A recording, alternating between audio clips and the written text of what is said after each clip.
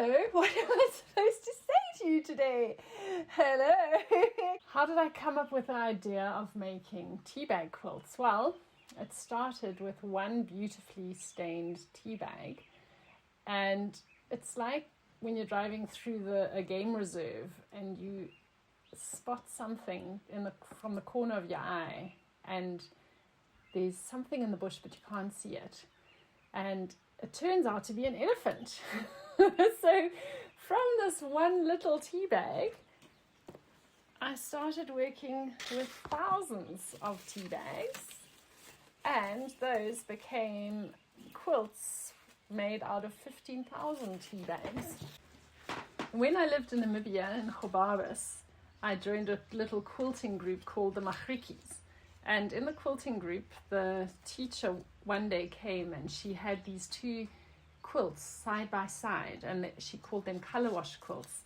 And the one color wash quilt had all these colors but packed in a pattern like one knows, like the more traditional quilt. And the other color wash quilt was just this absolute beautiful rhythm of color from one color transitioning into the next. And it happened to be quite traditional ladies, and they all looked at this color wash quilt that was just this blaze of color, and they didn't really like that, but they gravitated towards the more rigid patterned color wash quilt. And I looked at these two quilts side by side, and I fell in love with this loose and lovely and just rhythmical painted quilt. And the whole concept of color wash and these colors sitting side by side and them singing to each other.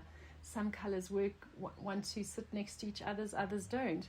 That whole concept of putting these colors next to each other and finding color combinations that fit well worked very well as it pertained to making artworks that are like quilts, or quilts that are artworks themselves. I think quilters have this disease or this tendency to have boxes full of little colored squares or fabrics that are all color coordinated, and I do the same with my tea bags. I love to put them in color codes, and I love to put them with each other so that when I'm choosing my colors, I've got a whole library of little tea bag squares to choose from.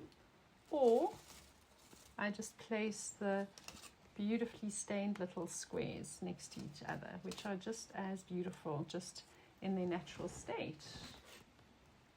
Look at that one, isn't that just stunning?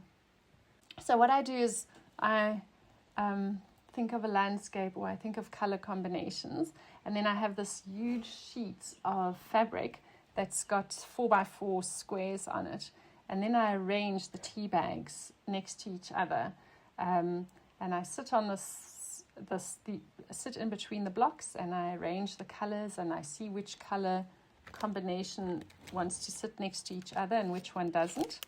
And so I slowly build up the image, one tea bag at a time. I think the tea bags have got a mind and an identity of their own, and they tell me where they want to sit, and they tell me how they want to be combined with each other.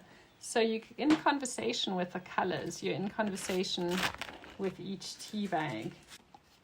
And then the softness can be enhanced just by the lovely plain tea bags. I think I need to start baking again.